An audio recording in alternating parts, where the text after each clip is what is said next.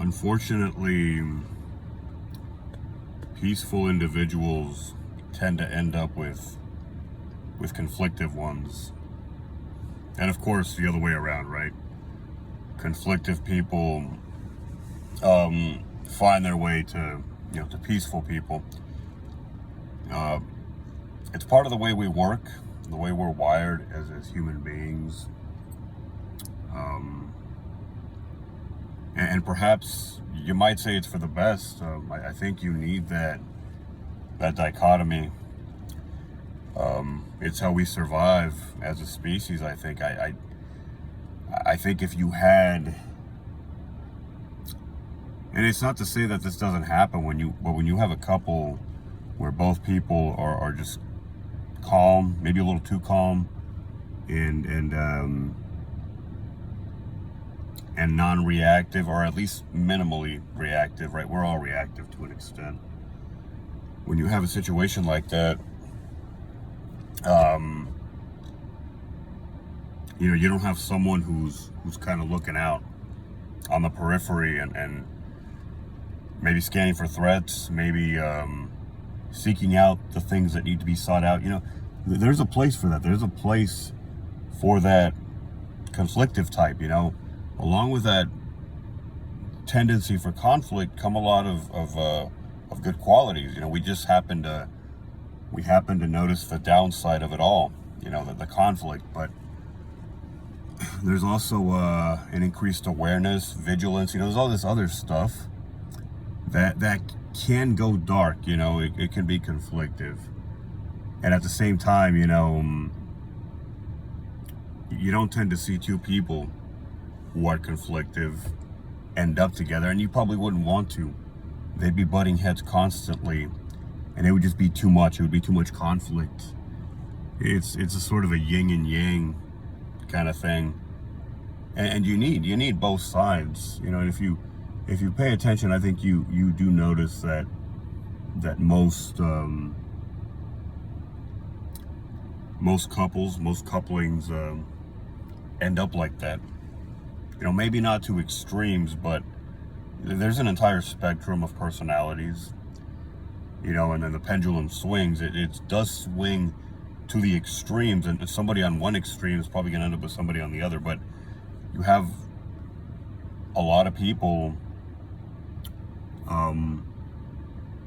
you've got people on either extreme, you've got people right in the middle, but most people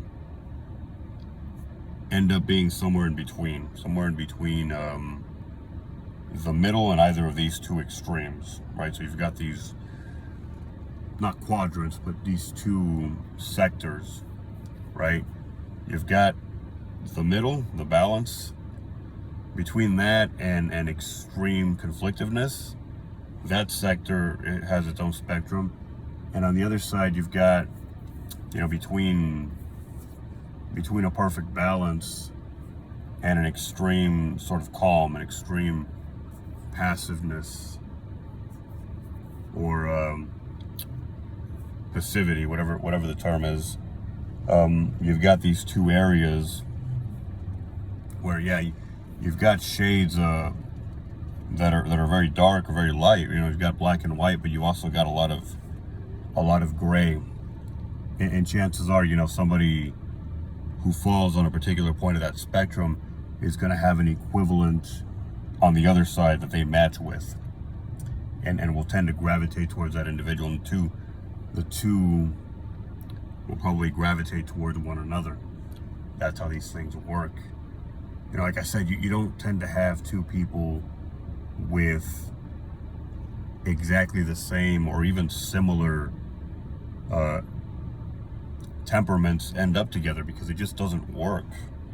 These things, I don't believe they tend to work out.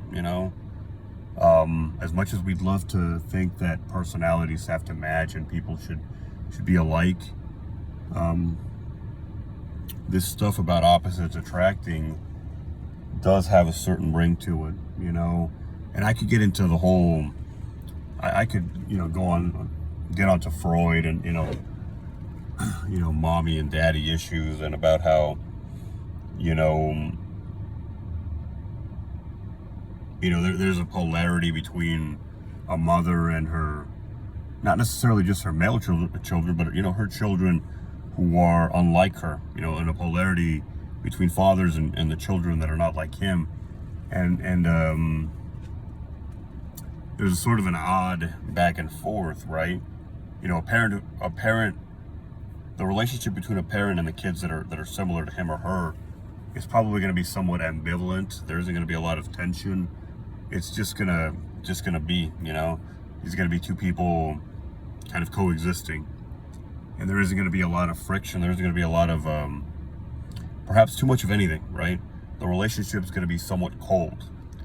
The fire comes, with probably with the kids that are a little different, right? The conflicts, the friction, the tension, all that good stuff. And I think people end up, and this sounds terrible, but I mean, and I'm going to drift off topic now, and I'm just going to dive into this one because I don't want to be straddling any fences. But sorry, I got distracted here. Diving into this. Sorry, give me a moment. Diving into this other topic. I believe this, and I was thinking about it today, and I believe it, and I believe it strongly. You look at people, right, and who they end up with. And sometimes, I've been in situations where I'm thinking,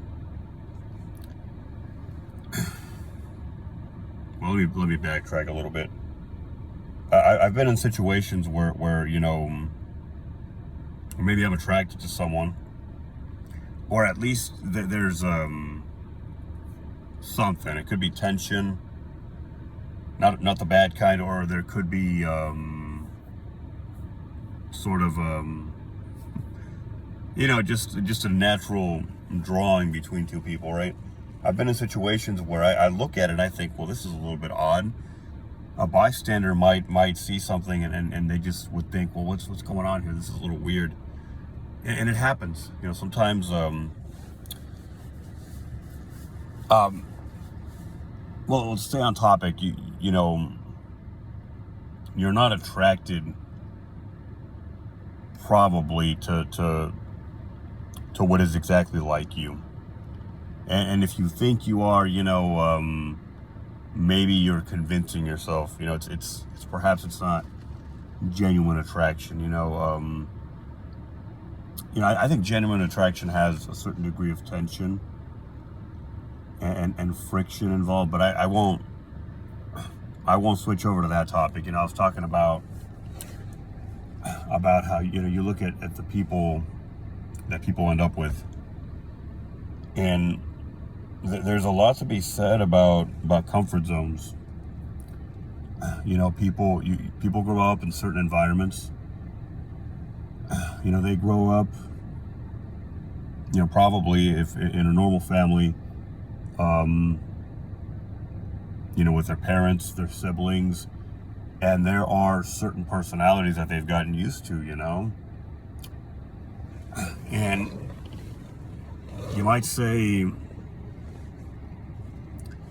there's a comfort zone. All right, it's a little dark.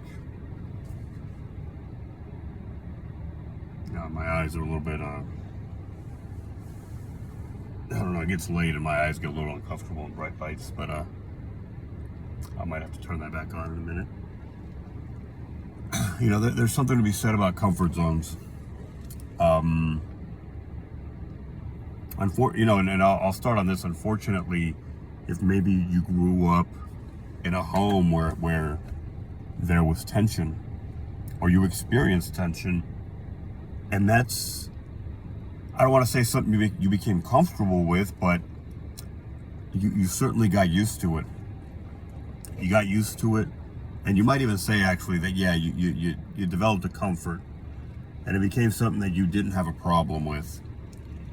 It wouldn't be a surprise for you to end up later on with somebody who brings that same energy. It may not be healthy, but that's what you know. That's what your mind feels comfortable around. And really, this concept applies no matter what we're dealing with. If you grew up in a healthy and peaceful home, then that's the kind of temperament you're probably going to be used to. That's going to be your comfort zone. And it's not going to be a surprise that that's what you end up with. That's who you end up with. And I was pussyfooting around saying this, but I've noticed in my life that there's been an attraction to women who maybe have a tendency of being a little difficult, a little bit strong-minded, women who have opinions, women who think for themselves, right? And, I look at my sister and my mother, and I'm not gonna say that I've ever been comfortable around that. I have fought it, at least internally, but it's what I know. Women with opinions, women with a strong mind, and whether I like it or not, it's what I've developed, I guess, a comfort for, or maybe it brings me a sense of safety, just something like that. It sounds toxic and it sounds horrible, but I've been in situations, where I guess in my love life, or the women that I've gravitated towards, where I look at someone and I think to myself, well, if somebody saw this, they would be thinking, what's wrong with this guy? Or this is an angry person that he's, seemingly attracted to. And again, maybe the man thinking that, or the man saying that,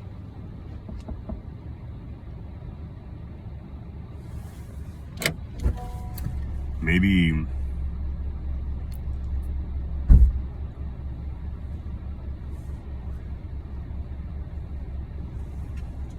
you got that? All right. Just be careful.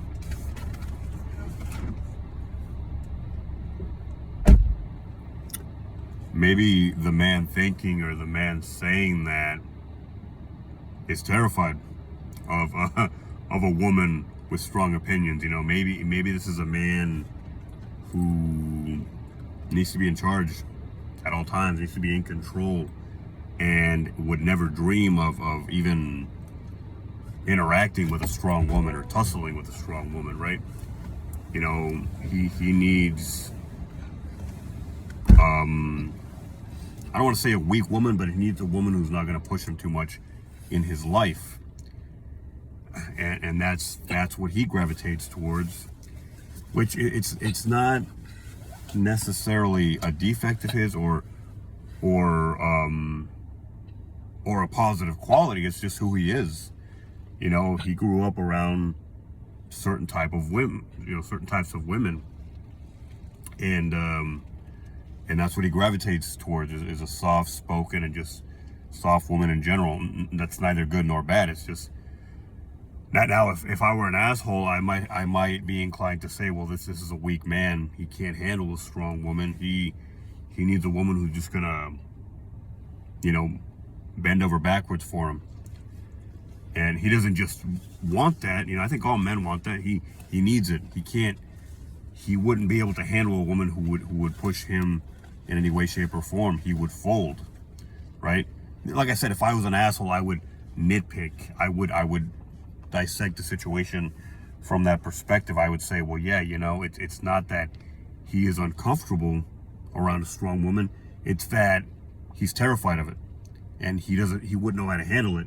He didn't grow up in a home where women had strong opinions, for better or for worse. Okay, I know feminism is a rampant thing nowadays.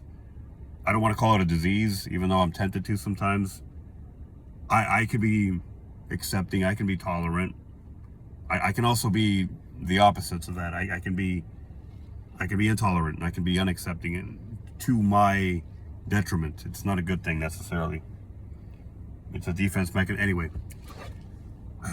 I again, if I was a jerk, I would be inclined to say this is the type of guy who, he didn't grow up around a lot of maybe he grew up in a traditional household where, you know, the man says what goes and that's that, right? And it's not questioned.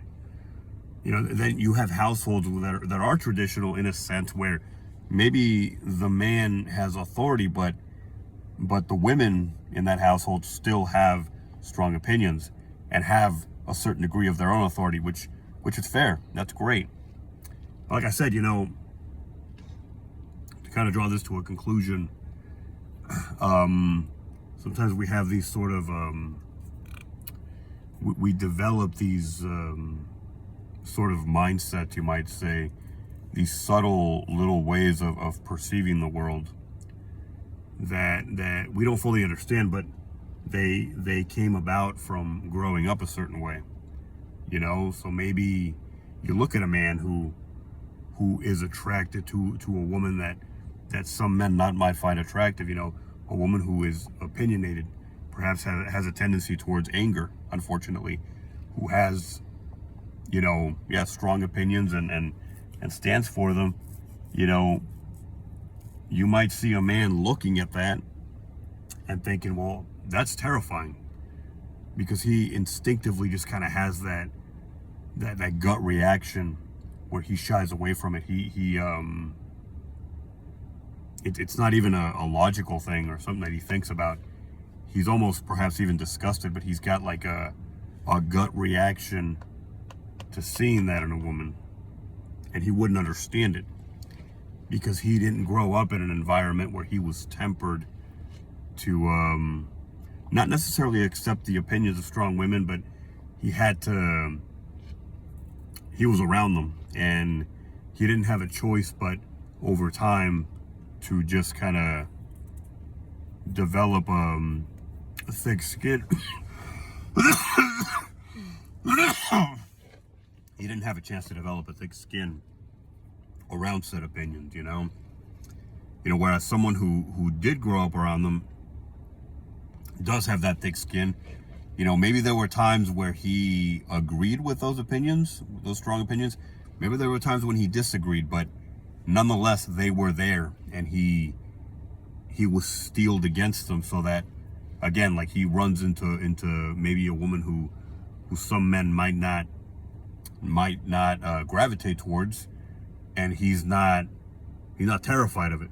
Perhaps he might even be attracted to it. It's hard to explain. It doesn't make a lot of sense, but it's sort of like if you grew up in a household with rough dogs, or a rough dog. There were dogs that maybe were a little bit unruly, not the best trained, and you kind of just don't have a problem with it. You don't have too much of a fear towards dogs for that reason, towards even untrained or just wild dogs, or maybe even wild animals actually as a result. Whereas someone who didn't have that, or perhaps wasn't even exposed to dogs growing up, might be terrified of them because he or she doesn't know any better. It's a very deep-seated thing that maybe it might not be understood, but it makes perfect sense if you look into, if you dissect it, if you dive into it, and you kind of try to look at it from a logical perspective, and you try to understand it. Yeah.